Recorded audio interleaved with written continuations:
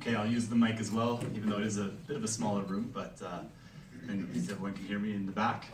So congratulations, thank you, Susanna, for the, where did you, I guess it disappeared in there. Or, there you are, okay. Thank you for the warm introduction, and appreciate your, I guess, congratulations on what we did as the 33rd Student Council. It really wouldn't have been possible without the support of the MBA office and everyone involved across the university. So how about a warm round of applause for the MBA office and the National University of Singapore.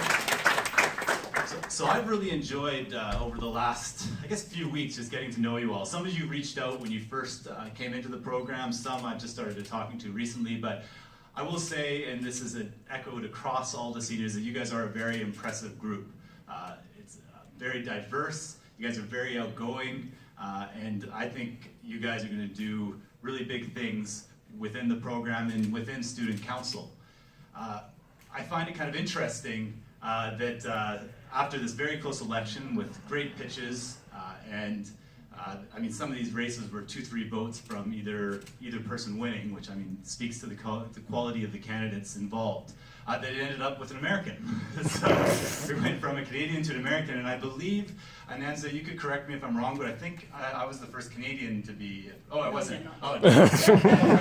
Okay. So anyway, well, but there's a half Canadian. Okay, so from a Canadian to an American. Now, many of you might think that Canadian Americans are the same, but they're not.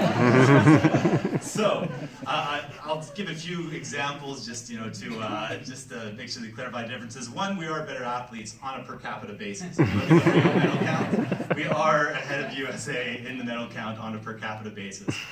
There's the more obvious ones, like we're nicer, right? We tend to kind of get along more. And there's actually a great joke that kind of comes to mind that I don't think it's too risque to say, but so a Canadian and American come across a genie bottle, and American picks up the genie bottle and rubs it, and a genie comes out and says, America will grant you one wish. What wish would you like to have? And he said, well, build a wall around America to keep the Mexicans and the Canadians out. Right? So the genie says, as your wish is granted, he builds the wall around America. The Canadian then gets the genie, and the genie says, okay, Canada, what would you like? And the Canadian asks the genie, is the wall waterproof? And the genie says yes, and he says, fill it up. But all kidding aside, actually Fernando's from Mexico, so but all kidding aside, some people might look and see a Canadian and an American and then Singapore and think, wow, these are totally different countries.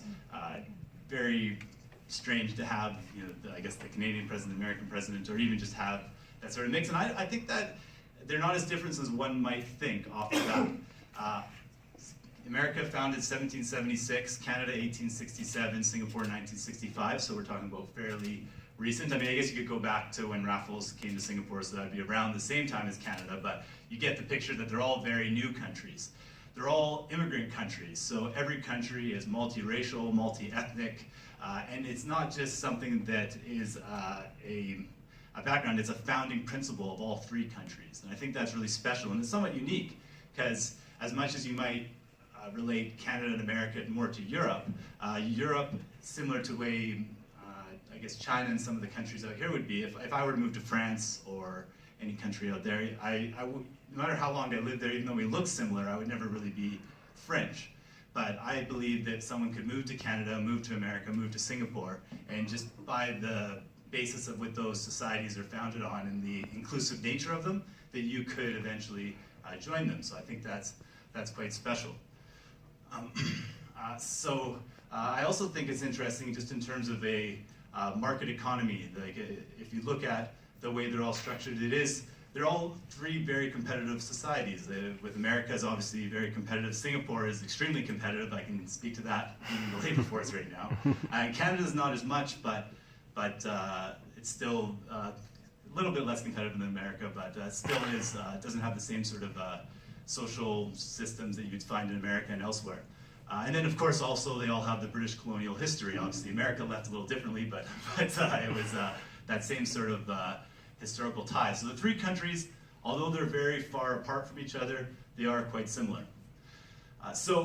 In closing, I do really want to emphasize how much myself and the rest of the batch appreciated the support of the MBA office, and Julian in particular, and Nitin and Susanna, and I don't want to leave anybody else, Nance, Wavy, and everybody, but you guys will see this as it comes through, as you work through the program. They really stick it out with you, and it really makes this program what it is. When we did the Gobi Desert Challenge, one thing that wasn't mentioned is that they contributed $1,000 and got kind of the fundraising started, right? They didn't have to do that, it wasn't part of the budget, but they saw us trying to do something and they wanted to show that they supported what we were doing.